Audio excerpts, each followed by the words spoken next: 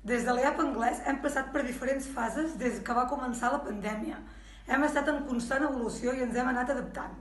Per fer-vos un resum, us puc dir que al començament vam viure la situació amb incertesa i tristor. Sentiments molt acusats, ja que el tema desbordava totes les prediccions.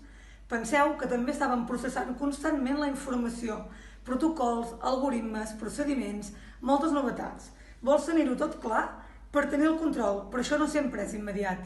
He de dir, però, que aquests sentiments es van dissipar passats uns 10 o 12 dies i vam entrar en una certa prudència i cada cop més confiança.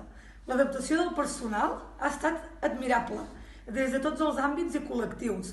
La nostra feina diària ha canviat molt i la predisposició de la gent ha estat boníssima. Tots, sense excepció, hem canviat les tasques que fèiem habitualment. L'equip ha canviat i ha madurat. Quan dic tots, són tots, perquè tothom és important. L'EAP anglès consta de metges, infermeres, pediatres, infermeres pediàtriques, administratives, auxiliars, llevadora, odontòloga i no volem oblidar la tasca de les netejadores.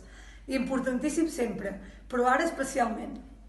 Vull posar en valor la valentia del meu equip i la seva capacitat d'aprenentatge. No és fàcil superar certes pors. Penso que ara estem en una fase de calma en relació a la incertesa del principi. Seran més coses i les idees estan més clares. Podem estar esperançats. L'equip ha crescut en molts aspectes i crec que tothom ha crescut individualment. Cal dir que la població ha respost molt i molt bé, han entès el problema i això ha fet que ens hàgim pogut dedicar plenament al que convenia. Aquesta experiència haurà estat dura, però seguríssim haurà servit per aprendre i també m'aventuro a dir que moltes de les coses que hem après quedaran per sempre. Vull acabar dient que, tot i que ha estat brutal pel país, perquè les vides perdudes no tenen preu, ens sortirem enfortits.